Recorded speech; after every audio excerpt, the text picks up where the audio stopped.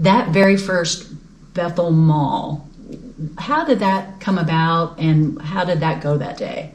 Well, it kind of started with I was co-heading up Bible school, and there was a young man there, and he was going to start 7th grade, which is at the time, which is junior high, and that's major years, that's a big year. Yeah.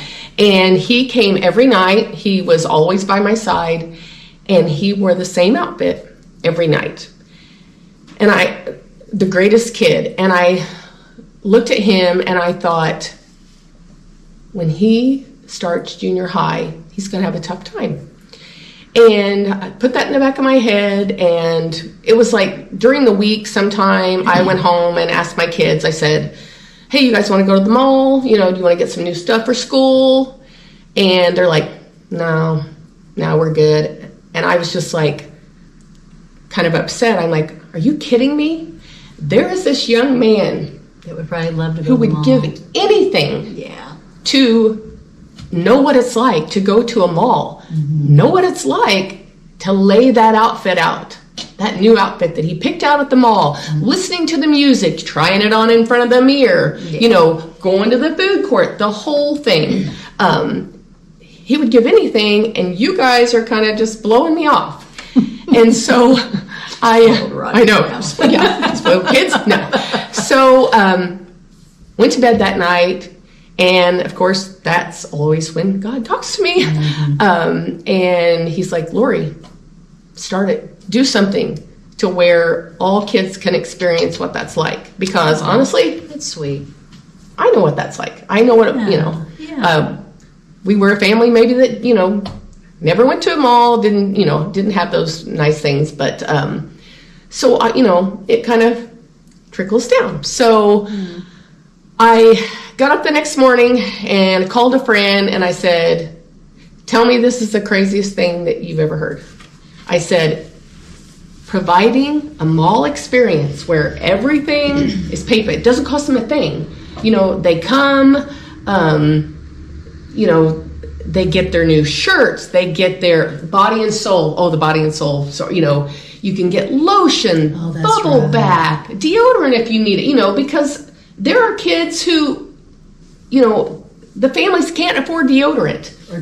Or toothpaste, So I'm like, tell me this is crazy, to provide everything like that and a neat experience, the dressing rooms, come out and try this on. Nope, try the next thing on. And she was like, I think that's a great idea. Well, that wasn't the answer I was looking for. So I'm like, I'm going to try another friend.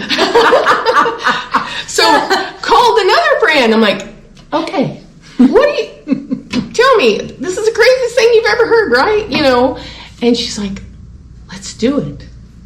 And we brought it up at church, and we started raising money. And I remember the night before it was to happen, I mean, we had all of our classrooms, this was the body and soul, and all of the kids, that went to Bethel, were all there, every night helping us, get things out and setting things up. So, but you really made it like a mall. Oh, it was so cool. I mean, the music was playing, and we had pretzels and pizza, and we set the chairs up, for the food court, and it was amazing. And I remember the night before telling my husband, I said, this is crazy. I don't know. All this work, and nobody's going to come. There's probably no one, we talked about it at church, and it said, hey, invite your friends, invite your family. And I'm like, we probably prepared maybe for 25 people, I think. We had and of course we had to do a huge amount of, clothing and stuff. But so we prepared for 25 people. And I thought, I couldn't sleep because I'm like, all this work for nothing. So next day started, we were all excited. We had 25 people in the first hour. Aww. And I remember a story because we ran out of supplies. And I remember these two little girls went home, and they came in this one door, and they said, we got in our piggy banks and we brought you back some money. And I said, no, this is not supposed to cost you anything. And they said, no, we want to. And they handed me 2 $1 bills. Aww. And I took those from this door, and I hear somebody hollering Lori at another door.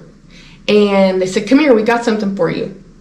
So I walked over there, and it was someone handing me $100. So God took that $2, turned it into $100. We sent people shopping, and it was off to the races from there. Every year we doubled and doubled, and we think we would be, and we always had enough because we wanted to make sure that the first child and the last child got the same It thing. was kind of like the story with Jesus and the loaves and the fishes. Most definitely. Thanks for sharing. You're welcome.